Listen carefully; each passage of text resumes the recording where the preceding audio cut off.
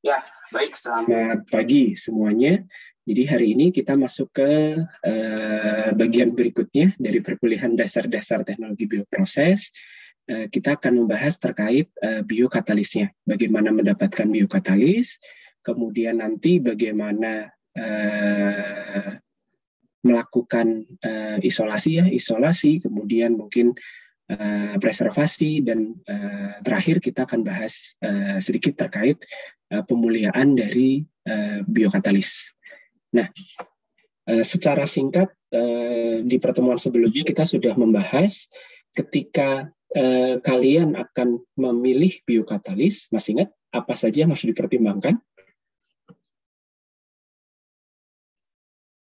Kalau misalnya produk yang akan dihasilkan itu adalah produk yang nantinya akan dikonsumsi oleh manusia, pertimbangan utamanya adalah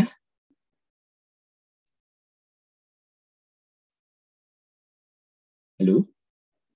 Sudah pada bangun belum ini? Bahan baku mungkin, Pak. Nah, kalau produknya, ini kan bukan bahan baku, kita kan ngomongin biokatalis. Kalau misalnya produk yang akan dihasilkan oleh biokatalis itu adalah biokatalisnya misalnya berupa mikroba ya, produknya adalah produk yang nantinya akan dikonsumsi oleh manusia, maka apa syarat dari biokatalis? Syarat dari pemilihan biokatalis? Tingkat keamanannya bukan, Pak? Ya, dia harus aman. Dalam artian tidak berpotensi menghasilkan zat-zat yang sifatnya toksik bagi manusia. Ya, itu yang paling utama. Kalau produknya adalah produk untuk manusia, ya. Untuk pakan hewan pun ya itu berarti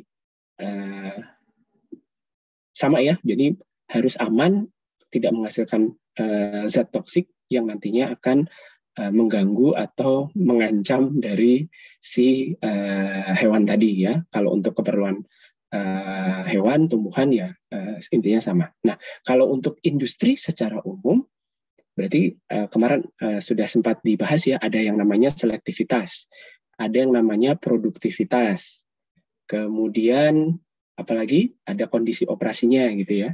Jadi secara umum termasuk tadi yang sudah disebutkan bahan bakunya ya. Jadi kalau mau menggunakan biokatalis, ini spesifiknya adalah mikroba ya, mikroba yang nantinya akan digunakan untuk produksi secara industrial. Ini Anda bisa mempertimbangkan pertama adalah kebutuhan nutrisinya ya. Jadi tidak hanya bahan baku utamanya saja gitu ya. Bahan baku utama kan berarti sumber karbonnya. Ya, sumber karbon itu biasanya adalah bahan baku utama, tapi selain bahan baku utama ini, selain sumber karbon, Anda kan perlu sumber nitrogen, sumber fosfat gitu ya, termasuk nanti vitamin, trace elemen gitu. Nah, ini perlu diperhatikan. Dia butuh sespesifik apa gitu ya. Nah, makin si mikrobanya ini adalah kultur murni dengan spesifikasi tertentu, ini kebutuhan nutrisinya makin spesifik. Tapi kalau Anda menggunakan mikroba yang kultur campuran, nah ini mungkin kebutuhan nutrisinya akan lebih general gitu ya. Ya Anda bayangkan saja misalnya untuk menghasilkan penisilin ya, misalnya contohnya mikroba yang digunakan untuk menghasilkan antibiotik dengan mikroba yang akan digunakan untuk pengolahan limbah gitu ya. Contohnya Anda bandingkan dua ini, kebutuhan nutrisinya akan beda. Karena antibiotik kan spesifik ya. Misalnya penisilin hanya dihasilkan oleh mikroba jenis tertentu. Nah, mikroba penicillium misalnya, nah dia butuh nutrisi dengan komposisi tertentu. Ya, sementara kalau pengolahan limbah kan kulturnya nggak murni. Tujuan akhirnya adalah lebih ke menurunkan pokoknya tingkat kandungan limbah yang ada di dalam limbah tersebut itu turun sesuai baku mutu. Ya, pokoknya kan tujuannya itu. Jadi nanti dikasih makannya seperti apa akan menyesuaikan produknya. Nah, yang kedua itu adalah kondisi operasi. ya sudah kita diskusikan ya, terutama adalah temperatur atau suhu. Karena ya ketika Anda memilih mikroba, kemudian dia hanya hidup ya optimal pada temperatur yang tertentu, ya berarti Anda harus jaga agar temperatur proses di industri ya pada temperatur optimal mikroba tadi, optimal untuk membentuk produk ya, optimal untuk membentuk produk. Kecuali memang produknya adalah si mikroba itu sendiri. Ya, jadi yang pertimbangan yang lain adalah temperatur. Karena kalau Anda pilihan Anda hanya bisa menggunakan mikroba yang temperaturnya tinggi atau temperatur rendah, ya berarti Anda perlu mensuplai pendinginan atau pemanasan di proses. Yang ketiga adalah kecocokan mikroba terhadap proses, reaksi, dan peralatan. Tapi ini sebetulnya maksudnya adalah dengan peralatan yang akan Anda gunakan ya, dengan sistem reaktornya, dengan sistem reaksinya, apakah reaksinya itu nanti dilakukan pada fase terendam atau pada fase padat gitu ya. Prosesnya dilakukan, ini juga berkaitan ya, kalau proses berkaitan dengan kondisi operasi ya, prosesnya dilakukan pada proses yang kontinu ataukah proses yang batch gitu ya. Nah ini si mikroba harus cocok. Walaupun pada umumnya gitu ya, proses, reaksi, dan peralatan ini pada akhirnya menyesuaikan dengan mikroba yang dipilih. Ya, hanya mungkin kalau di industri bioproses bisa jadi bedanya ya dengan industri kimia biasa ya, ada kemungkinan produksinya itu relatif kecil gitu ya dibandingkan industri kimia ya, misalnya pembuatan asam organik gitu ya, misalnya menghasilkan asam organik pakai fermentasi. Nah biasanya itu nanti prosesnya batch ya, prosesnya adalah proses batch, kemudian reaktornya ya, kalau batch kan berarti sistemnya umumnya adalah reaktor tangki berpengaduk gitu ya. Kemudian ukuran skala reaktornya tidak terlalu besar, ya produksinya kecil, tapi variatif gitu. Dalam artian industri tadi tidak hanya menghasilkan satu jenis asam organik saja, ya dia bisa mungkin menghasilkan asam organik lisin gitu ya. Kemudian dia juga akan memproduksi asam organik yang lain gitu. Nah karena produksinya itu macam-macam ya, produknya macam-macam, mikrobanya tidak hanya satu, ya, karena untuk menghasilkan satu produk mungkin butuh mikroba yang berbeda. Tentunya untuk reaksinya ganti-ganti ya, jadi selesai satu proses fermentasi asam organik yang A gitu ya, reaksi selesai, kemudian ganti pakai yang B, ya. Nah, berarti kalau ganti produk, ganti mikroba, berarti ada kemungkinan ya perlu mengganti bahan baku ya, untuk perlu mengganti bahan baku, kemudian mengganti kondisi operasi ya. Ada kemungkinan seperti itu. Nah, cuman kalau mengganti kebutuhan bahan baku yang terlalu berbeda, itu kan berarti effortnya cukup tinggi ya. Jadi si pemilik industri dia harus menyediakan bahan baku yang beda-beda untuk setiap produk. Ya, kalau misalnya mikrobanya butuh bahan baku yang beda-beda. Demikian juga dengan kondisi operasi. Nah, makanya untuk industri yang seperti itu, ketika milih mikroba, sebaiknya memilih yang perbedaan terhadap prosesnya, termasuk bahan bakunya, kondisi operasi, sistem reaksi, dan peralatannya itu tidak jauh beda. Artinya apa ya? Mungkin bisa dicari dari genus yang sama misalnya. Atau dari ya sama-sama bakteri misalnya. Enggak terus yang satu pakai bakteri, satu pakai jamur. Nah, kalau bakteri dengan jamur, itu kan cukup beda ya sifat hidupnya gitu. Yang satu pH-nya lebih cenderung asam, si jamur lebih cenderung asam, bakteri itu cenderung netral. Nah, kalau asam berarti kan sistem peralatannya harus dibuat dari yang tahan terhadap kondisi pH rendah gitu ya. Sementara kalau reaksinya jalannya di pH yang netral berarti kan lebih tahan ya, karena kalau asam kan peluang untuk terkorosinya tinggi. Ya, sehingga sistem peralatannya harus disesuaikan. Nah, kalau ganti-ganti jamur, terus fungi, terus jamur lagi, ini kan berarti jamur mungkin tidak terlalu cocok kalau reaksinya pakai fermentasi terendam atau submerge. Sementara lebih cocok pakai fasa padat. Sementara kalau bakteri lebih cocok fasa terendam, gitu ya. Nah, itu kan repot ya kalau harus bikin dua produk, terus mikrobanya itu karakteristiknya sangat berbeda.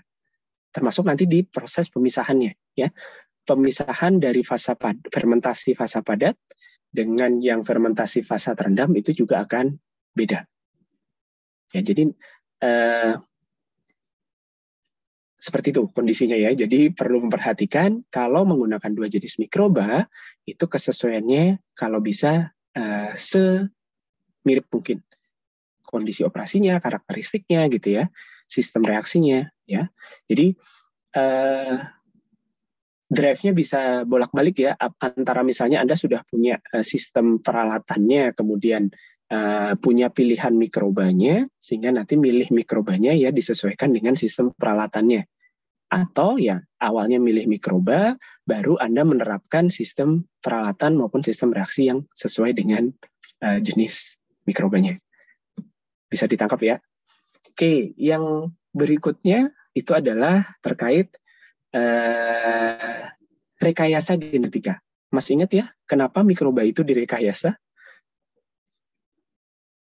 Kenapa kita perlu dalam kasus-kasus tertentu, kenapa perlu merekayasa mikroba?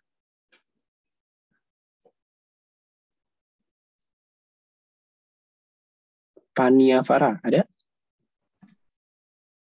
Ada, Pak. Oke, kenapa? Mungkin karena mikroba kan punya kayak sifatnya sendiri-sendiri gitu, sementara kita kan pengen mengarahkan reaksinya tuh sesuai sama yang kita pengen gitu, Pak. Misalnya kayak spesifik untuk kita pengennya menghasilkan produk tertentu. Nah, mungkin itu kayak salah satu tahap untuk mengarahkan si mikrobanya semakin mendekati apa yang kita pengen gitu sih. Maksudnya produk yang spesifiknya itu. Gitu. Oke, betul ya. Jadi rekayasa genetika ini ya secara umum tujuannya adalah untuk meningkatkan kemampuan dari si mikroba.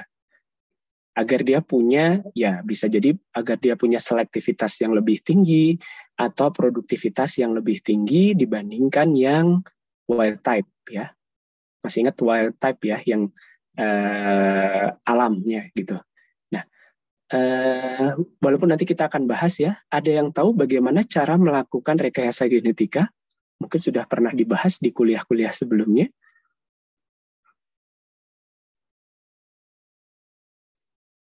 Bian, ada? Masukin. Oke, ya silakan. Oh iya. Dimasukin gen gitu Pak, pakai vektor, misalnya pakai plasmid. Oke, pakai plasmid. Jadi dimasukin gen mungkin dari virus atau dari mikroba yang lain ya. Jadi mengubah struktur maupun sifat dari gen mikroba tadi. Ada yang tahu cara lain? Pakai sinar bisa ya, Pak? Sinar apa? Kayak ada sinar UV, sinar X gitu. Karena pernah lihat gitu diagram gitu. Oke, kenapa pakai sinar bisa? Tidak sembarang sinar ya, betul. Sinar UV, sinar X gitu. Kalau pakai sinar matahari enggak. Gitu. Walaupun ada UV-nya juga. Kenapa? Bikin mutasi ya. Ya, betul. Karena sinar tadi kan punya energi yang tinggi ya, karena panjang gelombangnya rendah, energinya itu cukup tinggi, nah dia bisa menyebabkan perubahan sifat dari gen. Ya, mutasi dari gennya. Nah, ketika dilakukan proses rekayasa genetika, menurut Anda sifat yang dimiliki oleh mikroba tadi itu akan kekal atau enggak? Improvement yang dimiliki oleh sel tadi itu akan terus-terusan seperti itu sifatnya atau tidak? Enggak. Kenapa?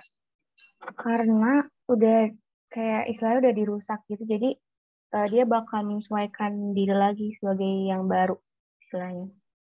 Yang barunya itu yang apa? Barunya maksudnya dirinya yang lama gitu Pak. Jadi kan dirinya yang lama udah direkayasa, terus kayak dia nanti adaptasi, tapi setelah itu dia bakal menjadi diri dia yang lama lagi. Oke, ya betul. Ya, jadi Anda kan sel itu kan tidak hanya, maksudnya tidak terus-terusan jumlahnya segitu ya. Jadi ketika Anda menggunakan sel yang direkayasa, kemudian Anda lakukan proses fermentasi, artinya kan Anda ngasih nutrisi, Anda ngasih makanan ya, artinya sel itu akan berkembang biak, akan bereplikasi. Jumlahnya akan menjadi makin banyak. Nah, semakin lama dia bereplikasi, dalam artian makin banyak replikasinya, ini si sel yang tadi sudah dilakukan perubahan genetik, itu akan cenderung untuk kembali ke wild type-nya, ke sifat aslinya. Ya, memang itu adalah proses alam ya, kecuali kalau memang proses rekayasa genetiknya itu bisa melakukan perubahan gen itu secara permanen, gitu ya. Yang proses yang plasmid tadi ya pakai vektor itu cenderung lebih stabil. Artinya stabil di sini adalah si sel ini tetap dalam kondisi yang termutasi, walaupun dia bereplikasi. Tapi tetap ini kecenderungannya adalah dia akan kembali ke sifat wild type-nya, sifat lamanya. Nah, kestabilan dari sel hasil rekayasa genetika ini juga perlu Anda pertimbangkan. Seberapa gampang dia balik lagi ke wild type. Nah, biasanya kalau kan umumnya reaksi itu kan jalannya secara batch ya. Jadi reaksi itu umumnya jalannya secara batch. Mungkin satu batch pertama selnya memperbanyak diri, kemampuannya masih oke. Di batch kedua, sel yang dari batch pertama tadi masih bisa dipakai. Karena kemampuannya, produktivitasnya masih bagus, selektivitasnya masih bagus gitu ya. Setelah batch kedua, dia memperbanyak diri lagi gitu ya. Dipakai di batch ketiga, mungkin sudah mulai turun. Batch keempat, makin turun gitu ya. Dalam artian, makin kembali ke sifat aslinya. Jadi, mungkin setelah beberapa batch, harus menggunakan sel yang inokulum yang baru lagi. Ya, sudah tidak bisa merecycle sel hasil batch sebelumnya. Ya, nah ini yang perlu diperhatikan ketika menggunakan rekayasa genetika. Artinya apa? Semakin sering harus menggunakan inokulum yang baru, ya berarti mahal ya, prosesnya akan jadi lebih mahal, relatif lebih mahal. Kemudian sel yang hasil rekayasa ada kemungkinan dia punya sifat yang berbeda ya, agak sedikit berbeda, baik itu dari kebutuhan nutrisi, kondisi operasi gitu ya, dibandingkan yang wild type. Nah, jadi untuk menjaga agar tidak segera balik itu kan berarti juga butuh biaya. Nah, ini yang perlu diperhatikan. Oke, kalau produktivitas, kemarin kita sudah bahas ya, pilih yang memang produktivitasnya lebih tinggi karena nanti akan mempengaruhi di proses pemisahan dan pemurnian. Walaupun secara umum untuk produk bioproses apapun gitu ya, itu proses pemisahan dan pemurniannya itu cenderung memang lebih panjang gitu ya, prosesnya lebih panjang, sehingga nanti untuk mendapatkan produk yang benar-benar murni dengan konsentrasi yang diinginkan itu cukup panjang stepnya, cukup kompleks stepnya, sehingga harganya, nah nanti kembali lagi, karena kita bicara industri ya, yang namanya industri itu kan harus untung, produknya itu harus dijual pada harga yang memang menguntungkan itu berarti ya, jika dibandingkan dengan biaya operasinya, biaya investasinya gitu ya, itu harus untung. Ya makanya terus dioptimasi lagi gitu ya. Jadi kalau produknya memang tidak bisa dijual pada harga yang tinggi, produk kan tergantung demand ya. Harga produk kan tergantung demand dan tergantung industri pesaingnya gitu. Nah, kalau memang tidak bisa dijual pada harga yang tinggi, ya berarti ya pemilihan mikrobanya harus diperhatikan sehingga nanti biaya investasi dan biaya operasinya tidak terlalu tinggi. Oke, ya terakhir ini ya jelas ya kalau untuk digunakan di farmasi ataupun untuk pangan atau pakan berarti harus yang aman, tidak patogen, tidak memproduksi racun. Oke, apakah ada yang mau ditanyakan sampai di sini?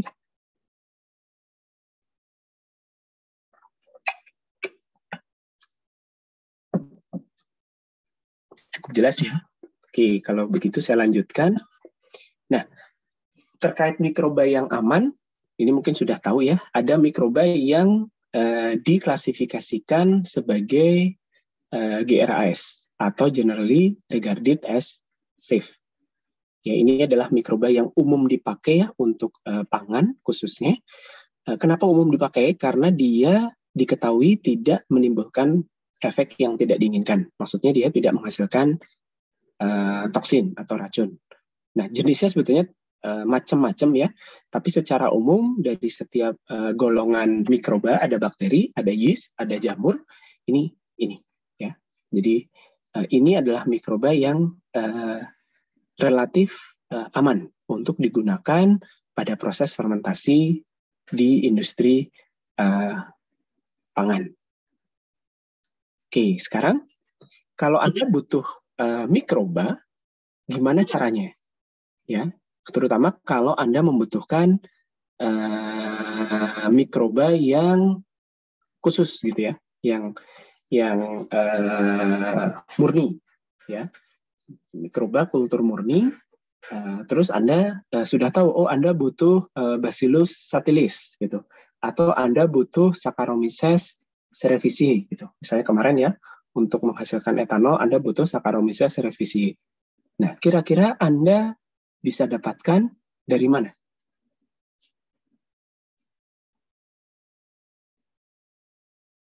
Kalau sudah jelas, sudah tahu produknya ini, ya, atau dengan bahan baku tertentu, Anda ingin memfermentasi menjadi produk tertentu, Anda sudah tahu mikrobanya.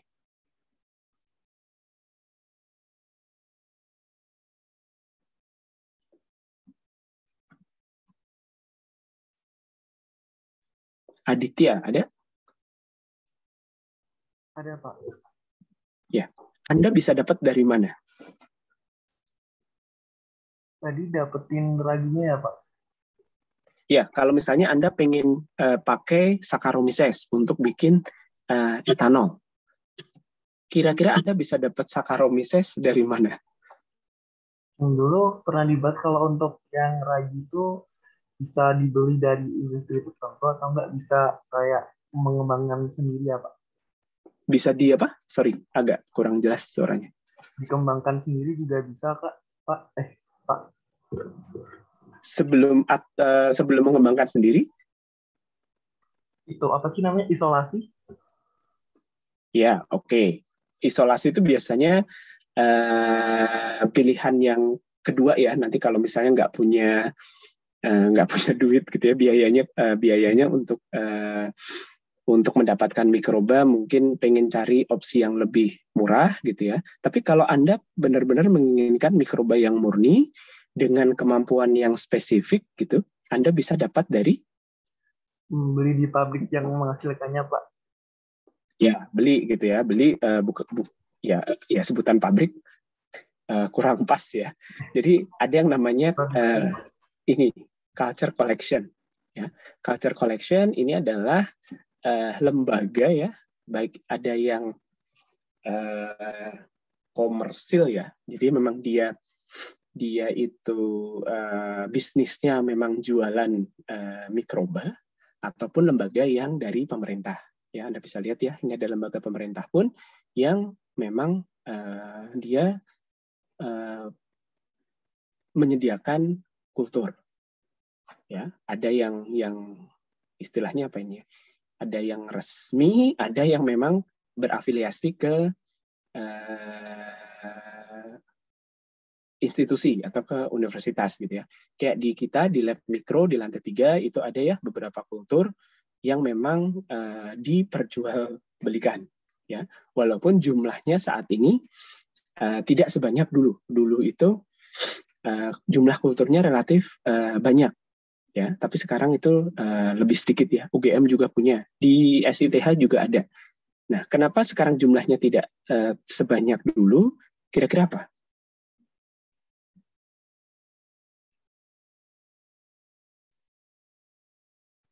Biaya, biaya Yuk. ya Pak, Biaya untuk mengembangkan mikrobanya. Ya, biaya untuk mengembangkan atau biaya untuk memelihara si mikroba itu cukup tinggi ya, karena kan harus dijaga agar tetap hidup gitu ya, tapi terus disimpan gitu ya. Ya kalau yang beli nggak banyak kan nanti nggak untung ya antara biaya penjualan dengan biaya pemeliharaan. Maka kayak di lab mikro kita itu mikroba yang disimpan itu memang hanya mikroba yang umum untuk dipakai.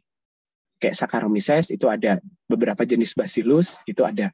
Karena itu sering dipakai gitu ya, sering demand-nya ada gitu ya, jadi dipelihara. Nah, cuman kalau yang kultur collection yang resmi ini jumlah kulturnya lebih banyak, lebih bervariasi ya.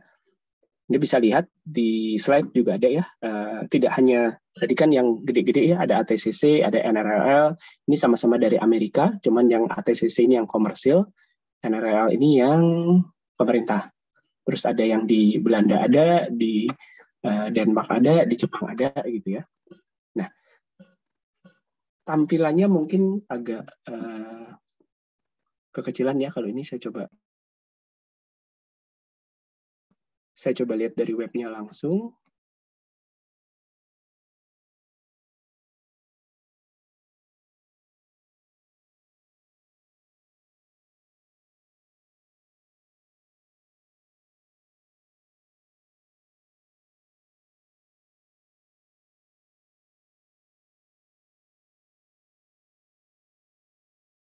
Bisa terlihat ya? Terlihat, Pak. Ya, ini web ATCC. Ya, kalau kalian masuk ke www.atcc.org, kalian akan masuk ke sini. Ini saya sudah sempat cari-cari, ini sebetulnya infonya tidak hanya jualan ya, tapi ada beberapa informasi-informasi yang menarik terkait dunia permikrobaan gitu ya. Nah, misalnya Anda mau cari tadi Saccharomyces. Ya, tinggal di search saja.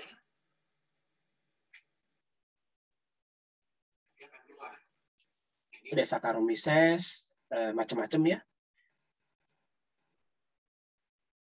Ya. Terus ini ada Saccharomyces, ini bla bla bla gitu ya. Terus ada Saccharomyces, ini jenisnya banyak. Ini menghasilkan berapa ya? Jadi ada 31.000 Saccharomyces di bank datanya si ATCC ini. Kelihatan ya? Oke, terus misalnya Anda klik salah satu gitu ya.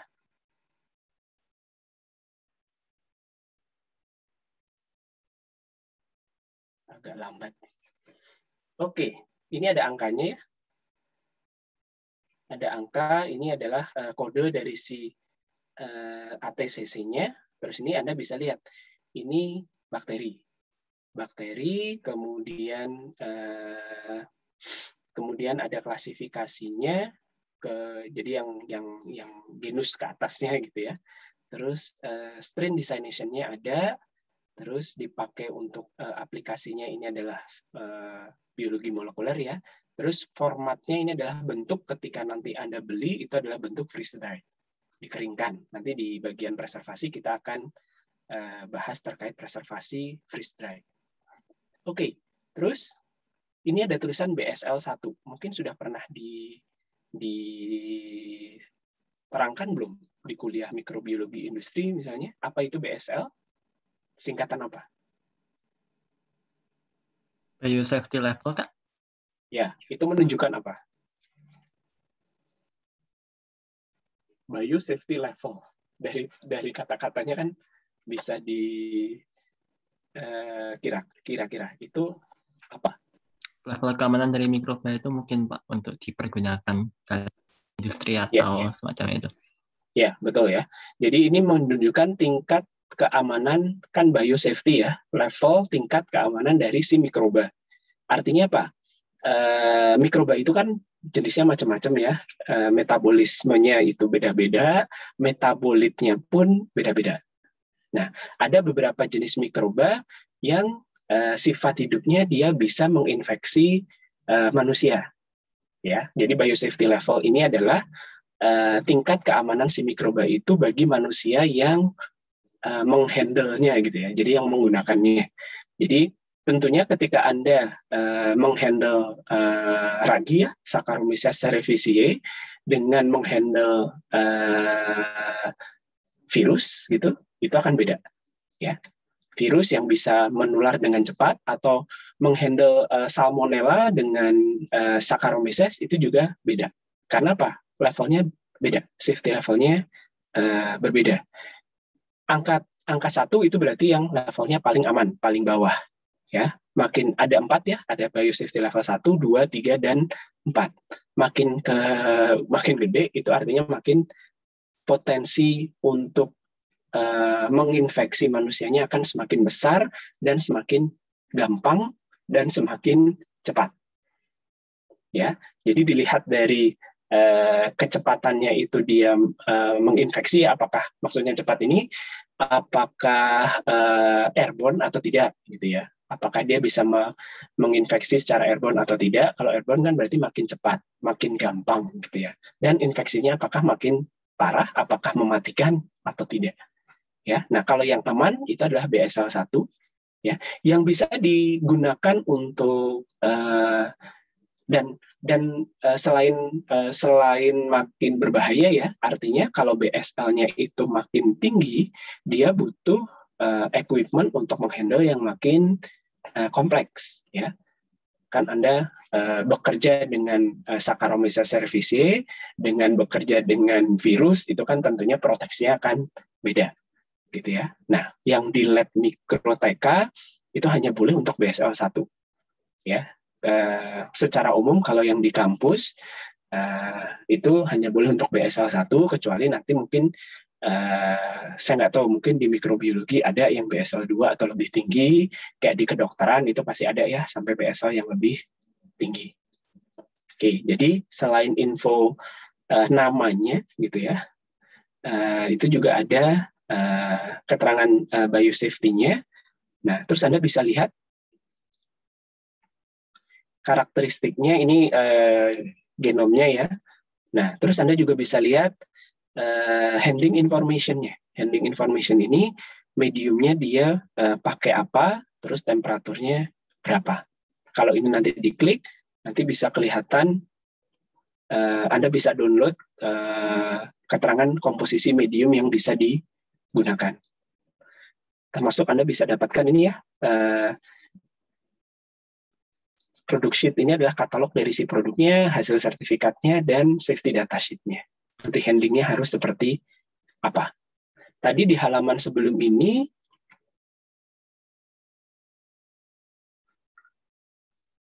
hilang ya, sebentar.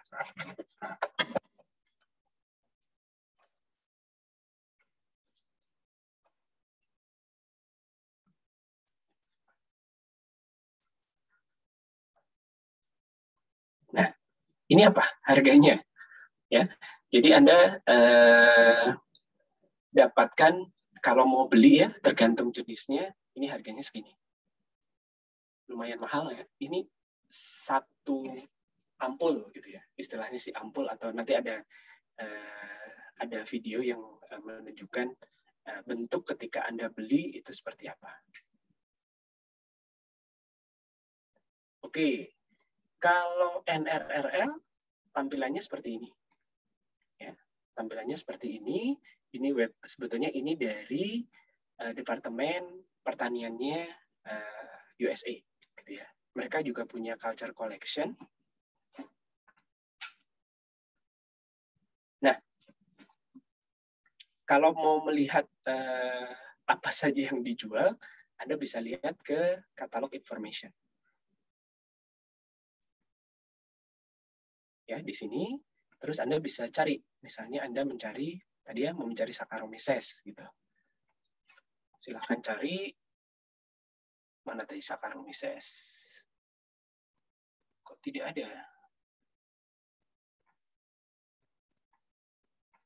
Oh, masuknya kalau Saccharomyces ke fungi berarti ya. Sorry.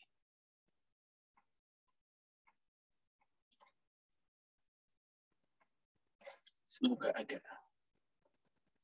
Nah, ada di sini ya.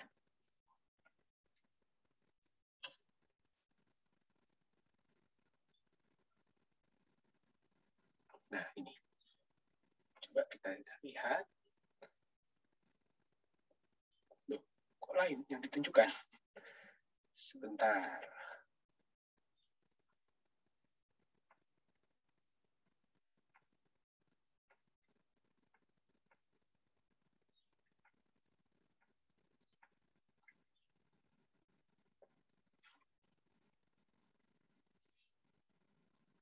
Nah, di sini Anda bisa lihat ya, ada yang, nah ini misalnya ada yang Saccharomyces cerevisiae gitu ya. Nah, Anda klik satu gitu. Nah, di sini ada ya NRLL, nah ini strain number-nya. Kemudian ada tempat mengisolasinya. Ya, jadi Anda akan dapatkan informasi itu dari web si NRL tadi. Oke ya, source isolasinya dari mana gitu ya, temperaturnya berapa. Kalau kita select, masuk ke chart ya, add selected to chart. Nah, terus misalnya Anda mau check out gitu ya. Nah, Anda tinggal isi dikirimnya kemana. Nah, saya nggak tahu kalau dulu ya, saya pernah beli dari sini, itu gratis ya. Gratis, harga, kalau tadi kan ada harganya ya, bahkan sampai $200 gitu. Ya, walaupun nanti memang ini akan bergantung pada seberapa mahal biaya isolasi dari si mikroba tadi. Ya, makin susah isolasinya, biasanya harganya mahal. Tapi di NRRL ini, Anda umumnya bisa dapat gratis. Hanya bayar ongkos kirim gitu ya. Nanti dia akan nge-charge ongkos kirimnya. Kalau sampai Indonesia berapa. Nah, tadi ya terkait BSL. Nah, biasanya kalau BSL 1 itu mereka nggak minta dokumen apa-apa. Tapi kalau yang Anda beli itu nanti adalah BSL 2 atau bahkan lebih, nanti biasanya mereka akan minta keterangan dari kita, misalnya di provide itu kita beli itu untuk keperluan apa. Mesti ada surat pernyataan mungkin dari institusi atau dari pemerintah yang menjamin bahwa memang penggunaannya itu spesifik gitu ya. Jadi dan kita menyatakan kita punya sistem peralatan yang memang mendukung kalau kita mau pakai BSL 2 atau lebih ya. Ini contoh culture collection-nya. Ada yang mau ditanyakan?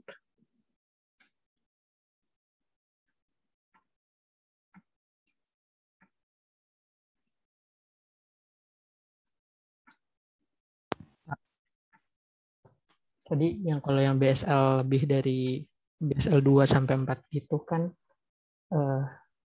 minta dokumentasi sebelumnya dulu. Kalau misalnya sesudahnya bakal diminta lagi nggak? Sesudahnya itu maksudnya? Apa penggunaannya buat apa gitu? Oh, melaporkan penggunaannya gitu ya? Kemungkinan iya. Saya sendiri kan saya tidak pernah beli yang BSL 2 ke atas ya. Jadi kalau BSL 2 mungkin enggak sih, tapi nanti kalau kayak BSL 3, BSL 4 apalagi ya, nah ini mungkin akan diminta pertanggungjawabannya seperti apa. Oke, terima kasih Pak. Oke, ada lagi? Ya, jadi Anda bisa beli dari Culture Collection ini, beli online gitu ya. Oke, ada lagi yang mau ditanyakan? Oke, kalau tidak ada, mungkin saya istirahat sebentar. Ini saya putarkan video terkait kalau sudah beli, biasanya nanti datangnya dalam bentuk apa, terus bagaimana cara memeliharanya ya. Karena kan itu kan kita dapatnya dalam jumlah sedikit ya. Anda beli $200, $500 itu tidak terus datangnya dalam bentuk derm-derman gitu. Anda cuma dapat dikit banget. Nah, itu harus Anda kembangbiakan lagi. Oke, sebentar saya share videonya.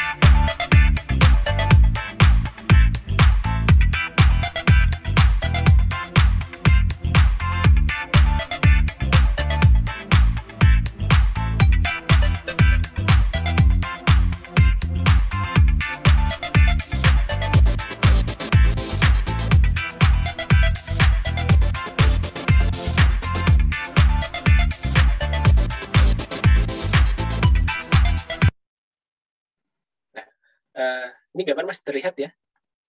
Masih kelihatan kan ya? Masih, Pak. Suara saya jelas nggak? Jelas, Pak. Oke. Videonya ada agak delay gitu.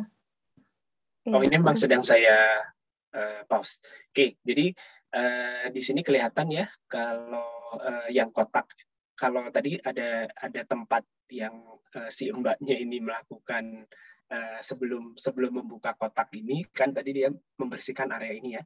Jadi yang tempat bekerja ini kita sebutnya adalah Biosafety Cabinet atau BSC gitu ya. Ini adalah alat khusus ya, bentuknya mungkin seperti lemari asam. Kalau kalian pernah melihat lemari asam, ada tutupnya gitu. Nah ini memang tempat yang spesifik untuk menghandle mikroba dan kelengkapannya gitu. Tadi kelihatan dia membersihkan area ini, terus menyalakan burner ya. Burner ini digunakan untuk menjaga atau mempertahankan kondisi aseptis di udara sekitarnya, karena kan panas ya. Kenapa dia harus menjaga udara aseptis? Karena dia mau mengembangbiakan si mikroba yang habis dibeli tadi. Ya, jadi nanti kalau datang dari ATCC, ya tentunya ada kotaknya ya, ada packagingnya gitu. Nah, sebelum itu dibuka, lokasi tempat pengembangbiakan itu harus dipastikan bersih, steril. Maka tadi dia semprot-semprot pakai alkohol gitu. Terus dia menyalakan burnernya. Nah, selain itu sebelumnya dia sudah menyiapkan ini. Ini adalah medium cair yang nantinya digunakan untuk mentransfer si isi kotak ini. Ya, isi kotaknya apa? Ya mikrobanya. Oke, kita lihat lagi ya.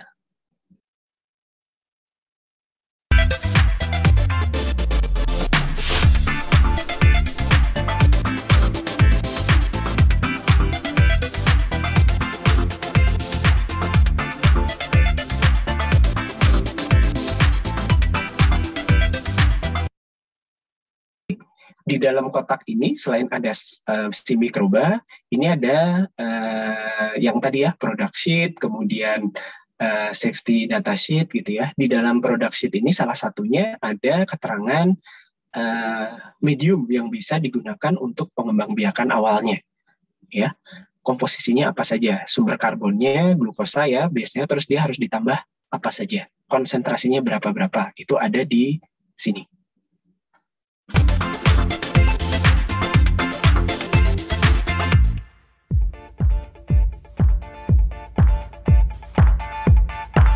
Nah, kalau yang halaman pertama tadi harganya ya, tagihannya, terus ini adalah keterangan-keterangannya, termasuk cara membuka si ampulnya itu ya, freeze dried ampul, terus bagaimana mentransfernya ke Erlenmeyer tadi.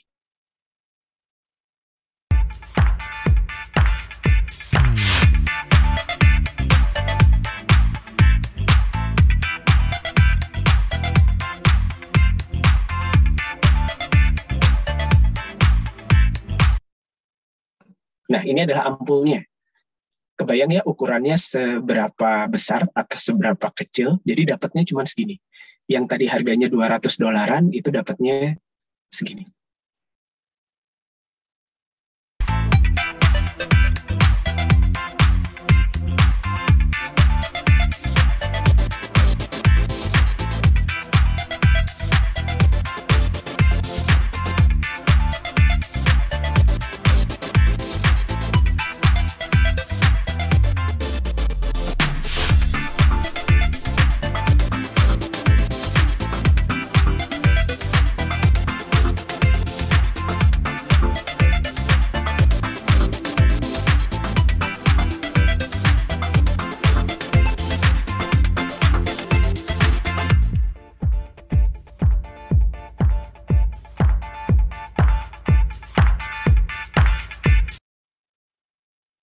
Nah, ini adalah ampul.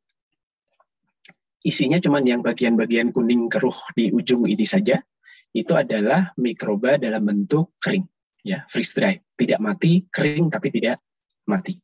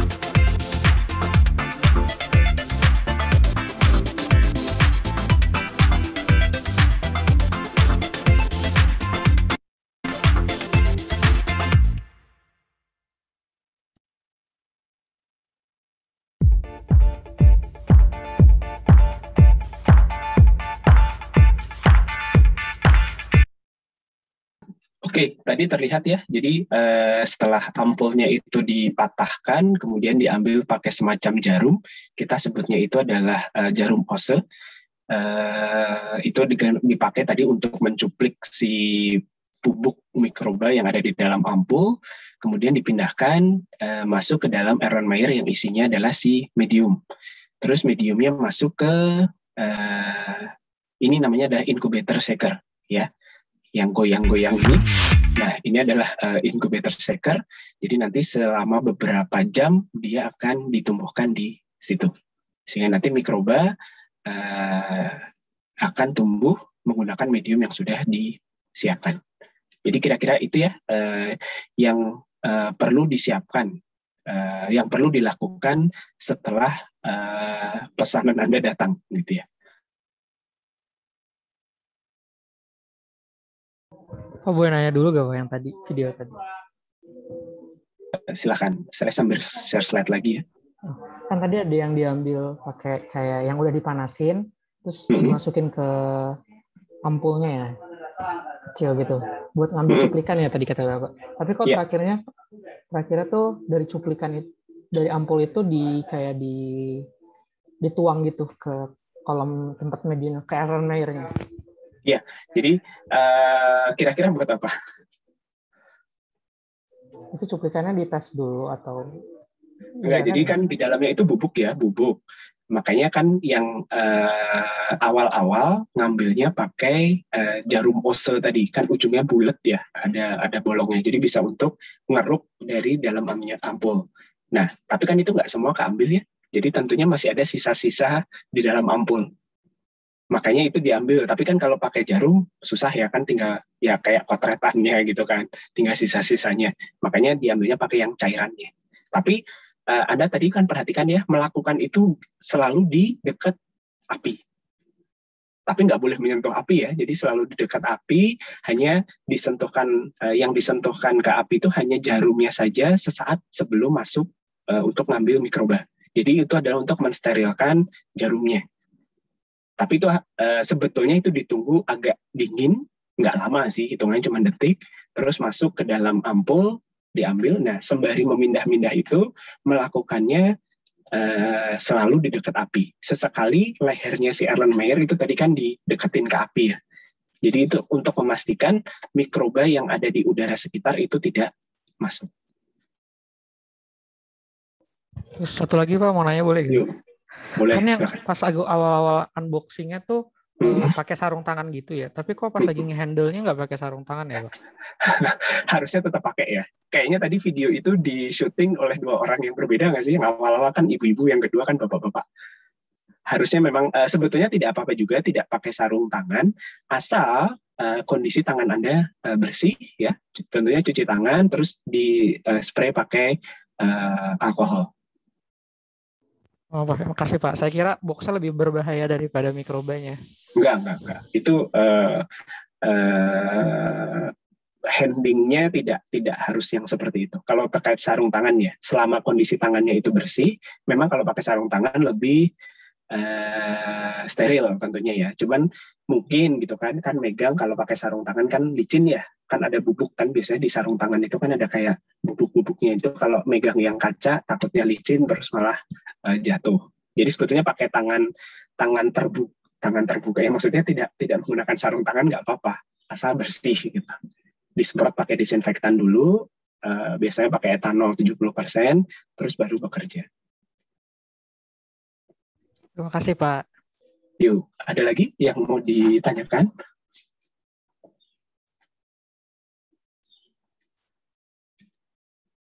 Oke, kalau tidak ada, kita lanjutkan ke yang kedua, gitu ya. Jadi opsi pertama tadi itu kan beli ya, beli itu kalau Anda sudah jelas butuhnya mikroba jenis apa, gitu ya.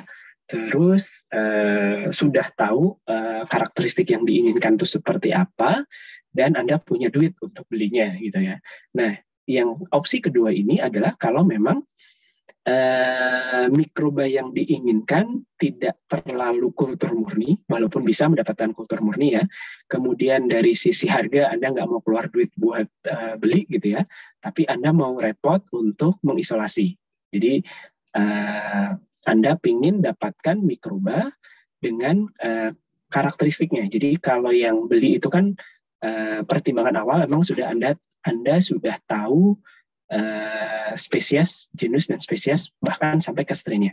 Kalau ini pertimbangan utama lebih ke karakteristiknya. Pokoknya bisa ini gitu ya. Dia bisa melakukan seperti ini gitu. Mikrobanya tidak harus spesies tertentu. Pokoknya dia bisa melakukan apa yang Anda ingin dia lakukan gitu ya.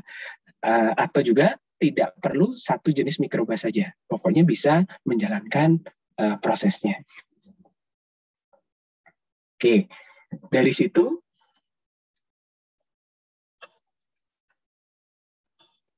sebentar ya.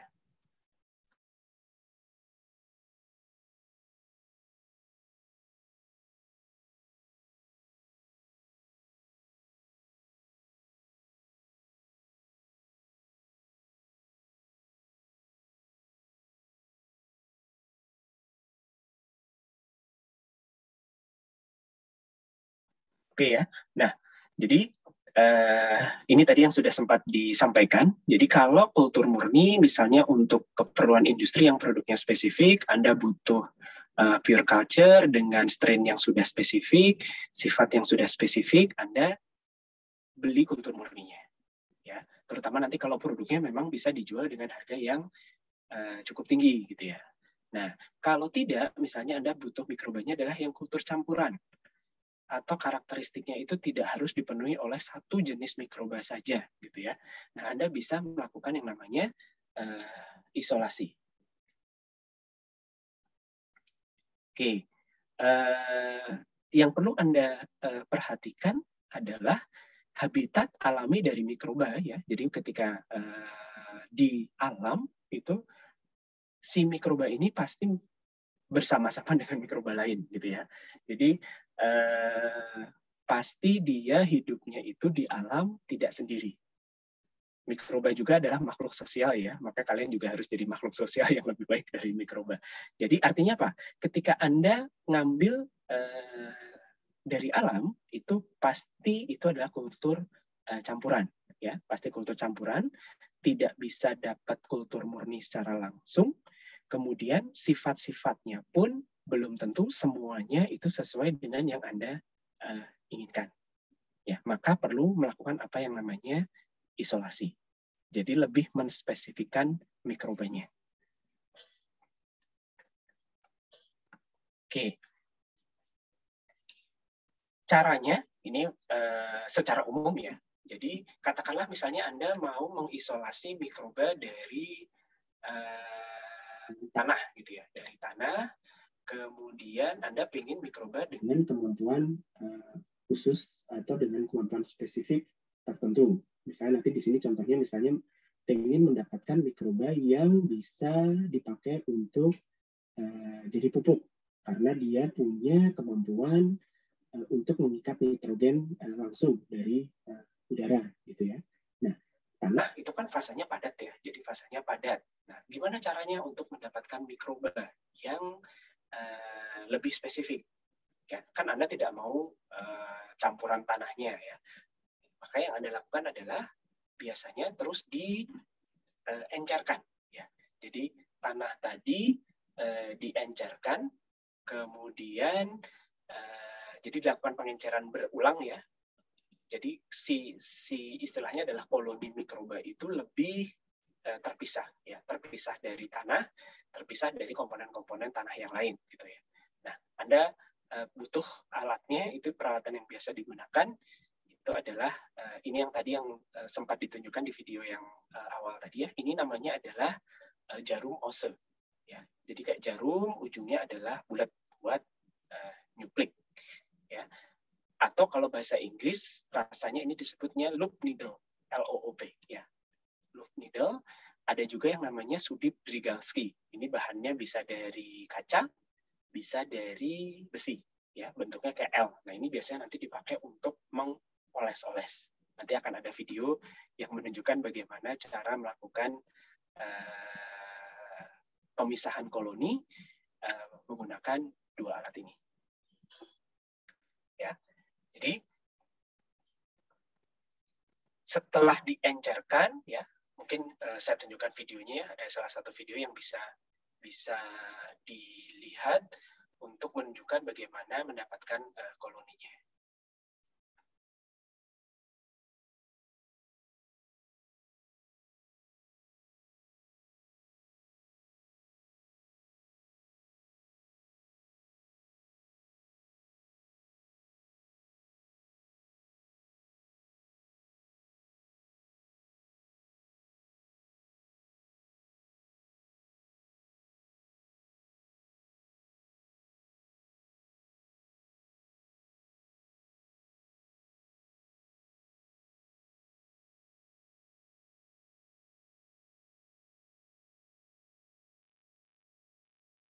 Start by cleaning and sterilizing the workspace.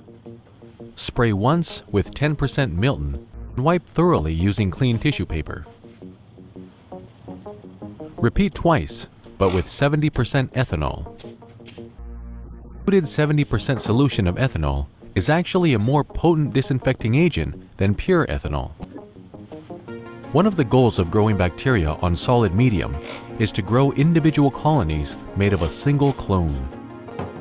Plates can also be used for short-term storage in the fridge up to 3 weeks. Light up the Bunsen burner to establish a cone of sterility.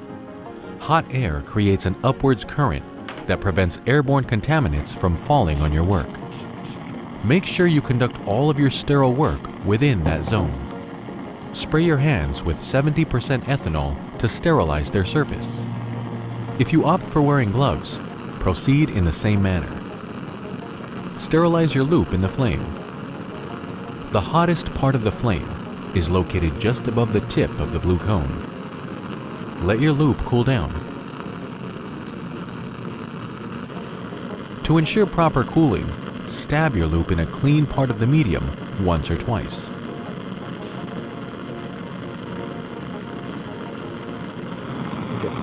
Pick up a single colony by touching it with your loop. Streak a clean petri dish using the quadrant method. The goal is to reduce the bacterial load at every streak to separate single bacterial cells. Do not let the loop go back into the previous quadrants, where most of the original inoculum was deposited.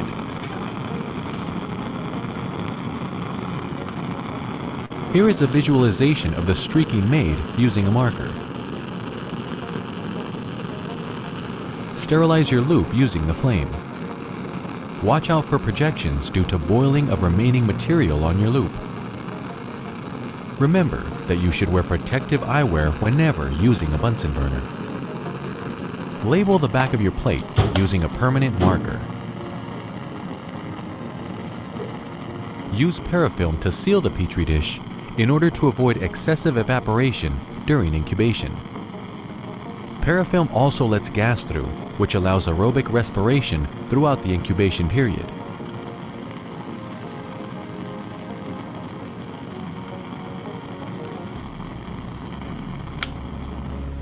Incubate your plate upside down overnight.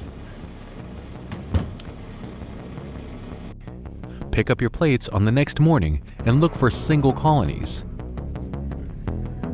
This is an overnight culture of Escherichia coli. Thanks for watching. Please subscribe to our channel for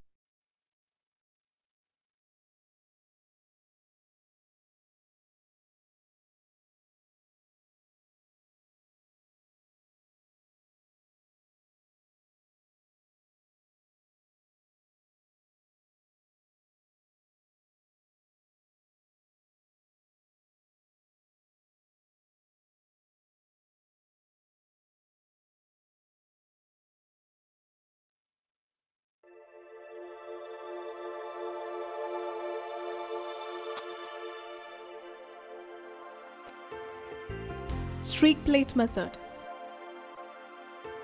Streak plate method is a pure culture technique which helps in isolating desired colonies from contaminants. The procedure begins by sterilizing a wire loop in flame. Cool the sterilized loop by allowing it to stand for a few seconds.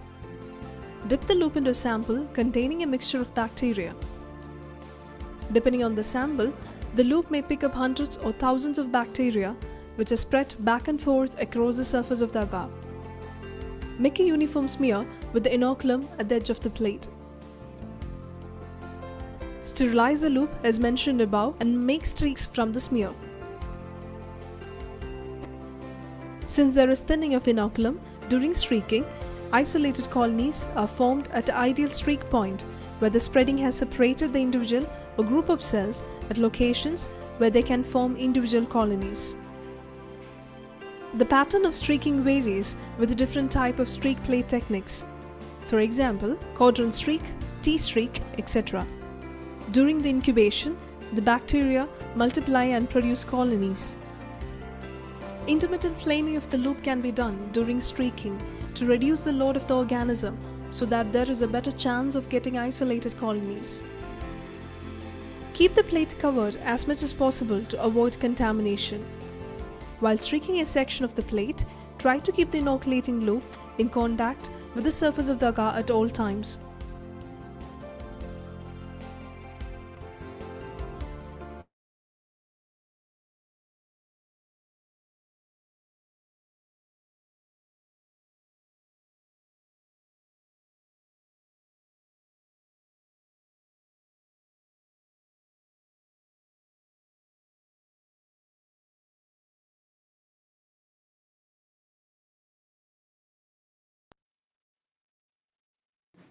Bacterial colony description. Bacteria can be grown on an agar plate, which is called culturing. When bacteria are grown on an agar plate, they consume the nutrients within the medium. Each single bacterial cell replicates many times to generate millions of cells that form a single bacterial colony on the plate. The appearance of these colonies is termed colony morphology. Describing colony morphology is the first part of identifying and characterizing a bacterial culture, because individual bacterial species often form colonies of characteristic size and appearance. The four main characteristics we use to describe bacterial colonies are size, shape, color, and any other distinguishing features, such as whether the colony surface is glossy, slimy, smooth, or dry.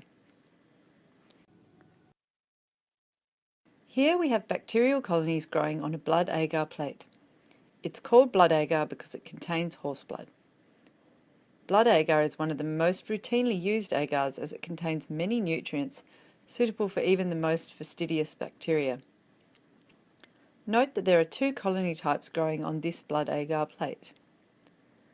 The colony morphology of the smaller colony would be described as white, round, and 2 mm in diameter. The second colony type would be described as grey, of an irregular shape and about 3 to 6 mm in diameter. Some bacteria also cause lysis of the red blood cells in the agar. This is described as hemolysis. The best way to check for hemolysis is to hold the plate up to the light, like so.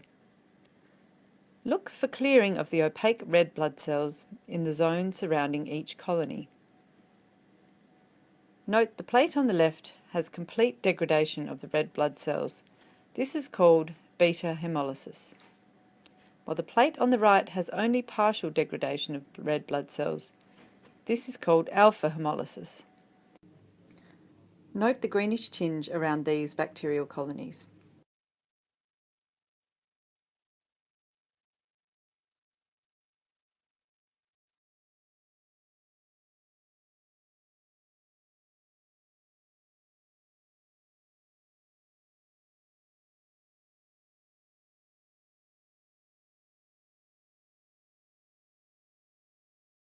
Oke, tadi ada beberapa video ya. Memang rasanya yang sudah mungkin nggak terlalu terlihat. Jadi tadi sudah diperlihatkan bagaimana cara istilahnya mencuplik dari sampel yang cair. Ya, jadi walaupun tadi memang kulturnya sudah agak murni ya. Jadi koloninya yang ditampilkan itu koloninya seragam. Nah, di sini Anda menggunakan tadi jarum Ose, Anda siapkan agar ya. Jadi setelah diencerkan berulang, itu nanti untuk ngambil koloninya Anda bisa menggunakan, sebetulnya ada dua ya, Anda bisa menggunakan pipet, mikropipet, kemudian Anda ambil sedikit cairan, Anda tuangkan di dalam ke permukaan agar, nah kemudian Anda oles pakai yang sudip ini. Ya, atau yang seperti yang di video tadi. Di video tadi kan pakai jarum Ose, terus jarum Osenya digoret-goretkan gitu ya. Tentunya dengan teknik yang benar gitu ya, nggak sampai merusak agarnya. Kemudian nanti akan terbentuk koloni, akan tumbuh koloni. Bentuk koloninya tadi ada di salah satu video, bisa bentuknya itu kering gitu ya, terpisah satu dengan yang lain. Ada yang bentuknya slimy, ada yang bentuknya melebar gitu ya. Nah, kalau misalnya mikrobanya itu memang sudah hanya satu atau dua gitu ya, bentuk koloninya mungkin akan seragam ya. Bentuk koloni atau membedakan koloni mikroba itu bisa dari tadi apa? Ukurannya ya, ukurannya, kemudian fisiknya, apakah dia slimy ataukah kering, ukurannya apakah kecil atau besar, kemudian yang juga terlihat itu adalah dari warnanya. Ya, dari warnanya itu bisa dibedakan. Kenapa perlu melakukan tadi ya? Perlu melakukan pengolesan atau streaking, itu adalah untuk memisahkan koloni yang satu dengan yang lainnya. Oke, kalau ngambilnya itu tadi dari yang kita sebutkan tadi ya, dari tanah, terus diencerkan, ada kemungkinan Anda dapat koloninya itu nggak hanya satu jenis gitu ya. Jadi mungkin Anda perlu ambil gitu ya, Anda ambil lagi dari si permukaan agar, pakai jarum Ose, terus Anda larutkan lagi gitu dalam medium, terus di streaking lagi ke permukaan agar, sehingga nanti Anda bisa dapat mikroba yang lebih terpisah.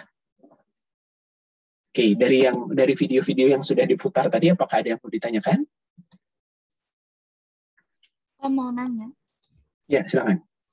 Tadi itu kalau nggak salah pas diinkubasi itu kayak dibalik gitu ya, upside down gitu ya, Pak? Betul, ya, itu betul. Kenapa ya, Pak? Ya, jadi ya itu lupa disampaikan ya, ketika disimpan, selain di kalau yang praktek yang sebentar.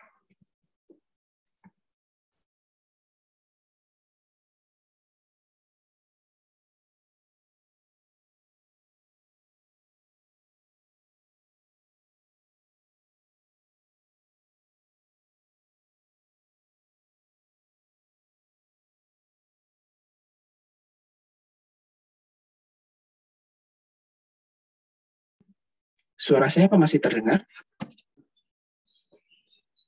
Masih, Pak. Kayaknya saya ada problem koneksi, saya matikan kamera sebentar ya. Ya, jadi biasanya di-seal ya, di-seal terus dibalik itu biar moisture yang ada di udara kan kalau tidak dibalik itu kan bagian atas dari agarnya itu kan isinya udara ya.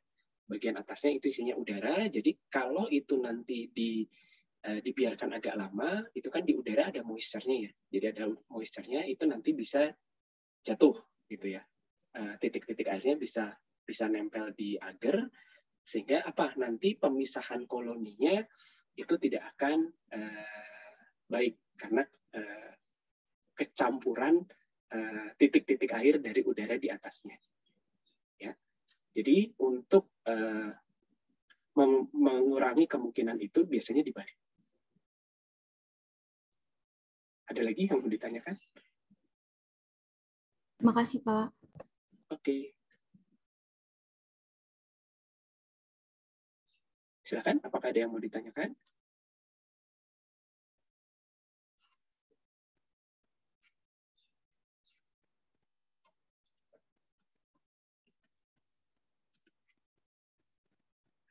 Oke, kalau tidak ada, kita lanjutkan ya. Nah, misal Anda tidak langsung memisahkan koloni dengan cara yang tadi ya, tidak langsung bisa dipisahkan koloninya secara gampang dengan cara pengenceran kemudian streaking method tadi.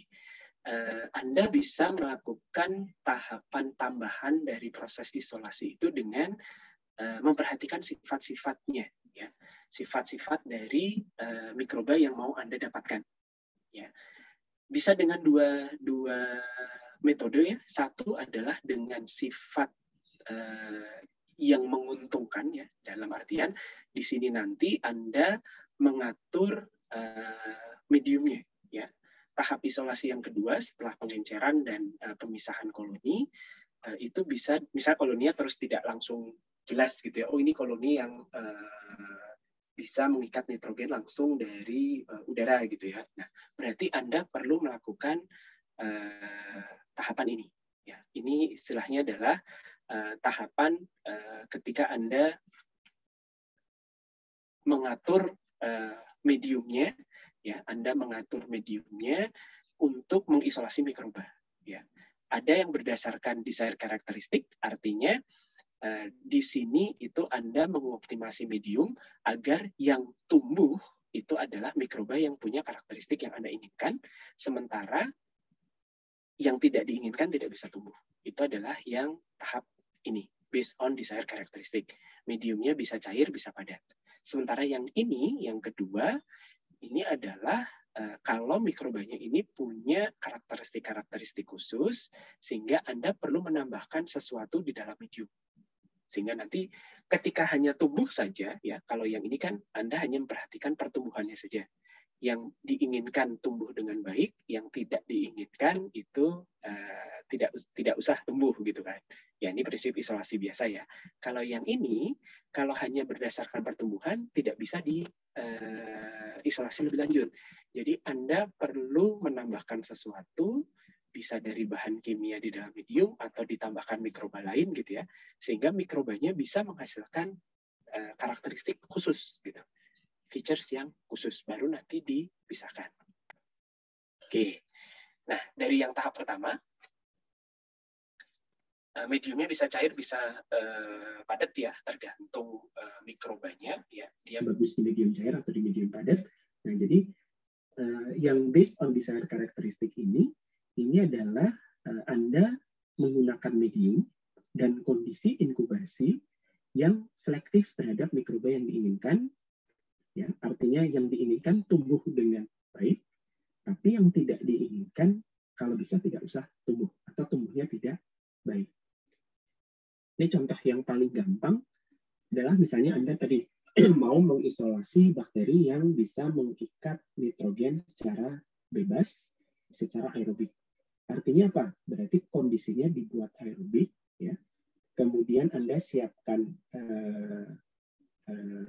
mediumnya, ya. Misalnya terus mau diisolasi dari tanah, ya berarti secuplik tanah tadi Anda encerkan, terus Anda masukkan ke medium.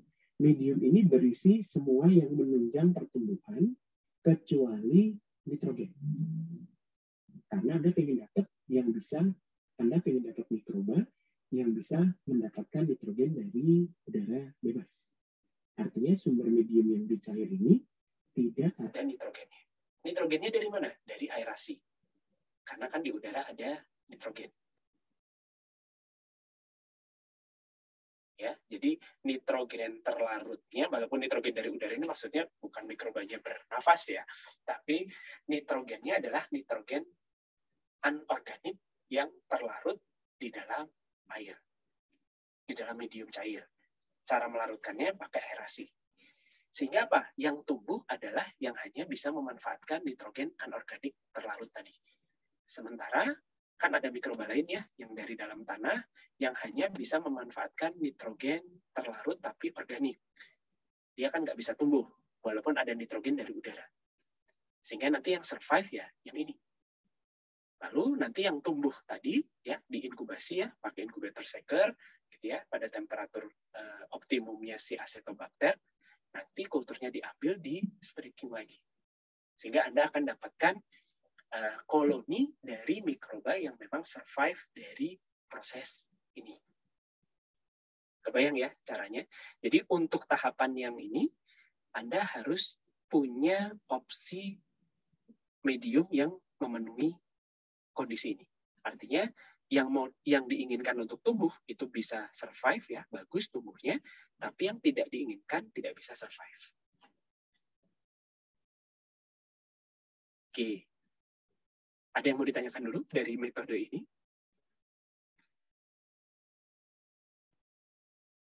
Nah, tentunya setelah dioles di cawan Petri ini Anda perlu juga punya referensi ya. Oh, kulturnya Acetobacter itu kan mungkin yang survive tidak hanya Acetobacter, tapi semua yang bisa menggunakan nitrogen terlarut, nitrogen anorganik. Nah, setelah dioles, mungkin nanti tumbuhnya koloninya bisa nggak hanya Acetobacter. Bisa tahu dari mana? Mungkin dari warnanya, dari ukurannya gitu ya, dari penampakan fisiknya. Nah, kalau memang Anda ingin Acetobacter saja, Anda perlu mencari referensi bentuk koloninya seperti apa. Warnanya bagaimana, gitu ya. Oke, baru nanti Anda bisa dapat Acetobacter. Nah, tahap yang kedua, kalau misalnya dengan ditumbuhkan dengan medium tertentu, itu mikrobanya tidak bisa diisolasi lebih lanjut, gitu ya. Artinya ya masih kecampuran mikroba-mikroba yang lain. Nah, di sini contohnya misalnya Anda mau menghasilkan mikroba yang bisa menghasilkan antibiotik. Antibiotik itu kan hanya dihasilkan oleh mikroba ketika dalam kondisi dia dipicu dengan keberadaan mikroba lainnya. Jadi misalnya ini adalah jamur, ketika hanya ditumbuhkan menggunakan medium saja, ya semua jamur yang ada di kultur awal itu kan pasti akan tumbuh, gitu ya. Ya, jadi ketika Anda ngambil dari sampel tanah, kemudian diisolasi ya, diencerkan, mungkin seleksi awal dilihat dari koloninya dulu, gitu ya. Setelah Anda oles-oles di atas cawan Petri, dilihat dari koloninya. Oh, dari informasi itu mungkin yang warna yang berpotensi menghasilkan antibiotik tertentu itu yang warnanya kulturnya. Koloninya itu warna hijau misalnya. Ya, setelah dioles ada warna selain hijau, ya jangan diambil. Diambilnya yang hijau. Terus ditumbuhin lagi gitu ya, pakai mediumnya. Terus dioles lagi. Mungkin setelah streaking yang kedua masih ada kecampuran yang warna lain, ya ambilnya yang hijau. Nah, setelah itu, karena Anda menginginkan yang punya kemampuan antibiotik, Anda lakukan yang namanya tes antimikroba. Mungkin Anda berikan zat lain, gitu ya, atau Anda berikan mikroba lain yang bisa menginduce kemampuan si mikroba tadi untuk menghasilkan antibiotik. Nah, mana yang survive, mana yang memang bisa menghasilkan, itu nanti koloninya yang dipisahkan. Oke, apakah ada pertanyaan? Kebayang ya cara-caranya? Ya, jadi memang akan bergantung pada nantinya itu karakteristik dari si mikroba itu seperti apa. Yang paling gampang tentu metode yang pertama ya, yang kalau memang ada pilihan medium untuk menyeleksi, lakukan itu dulu.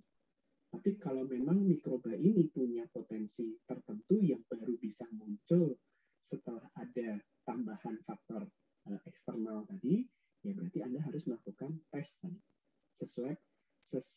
Anda memberikan tambahan sehingga produk atau potensinya baru muncul. Ya. Oke, ada yang mau ditanyakan?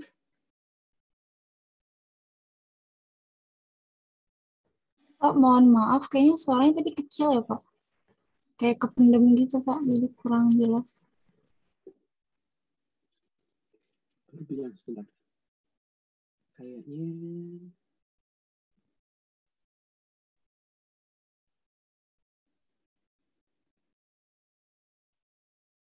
sekarang sudah jelas?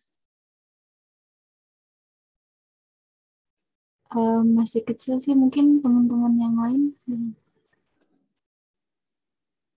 Di saya soalnya juga terpendam gitu, Pak.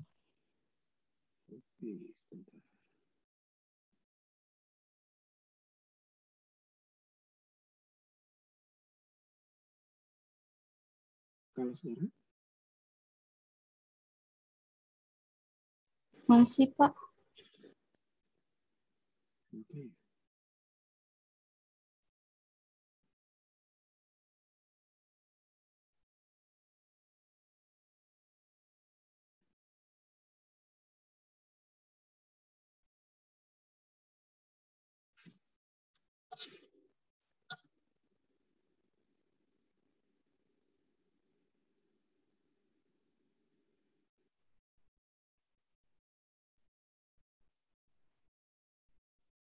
Sekarang apakah sudah lebih jelas?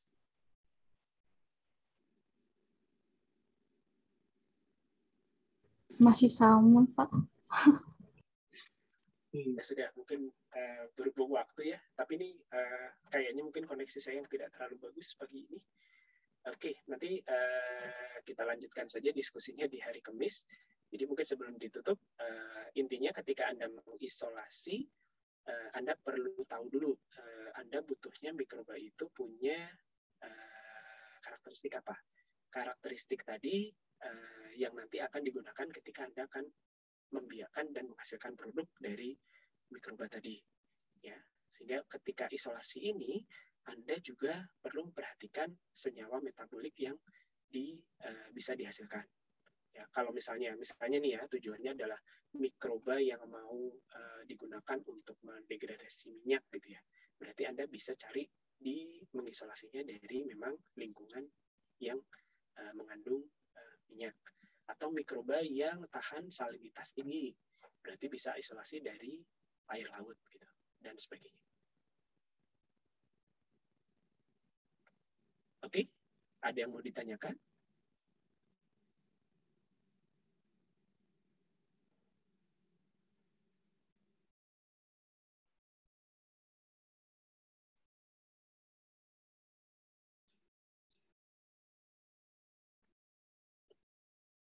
Oke, kalau begini suaranya lebih jelas nggak?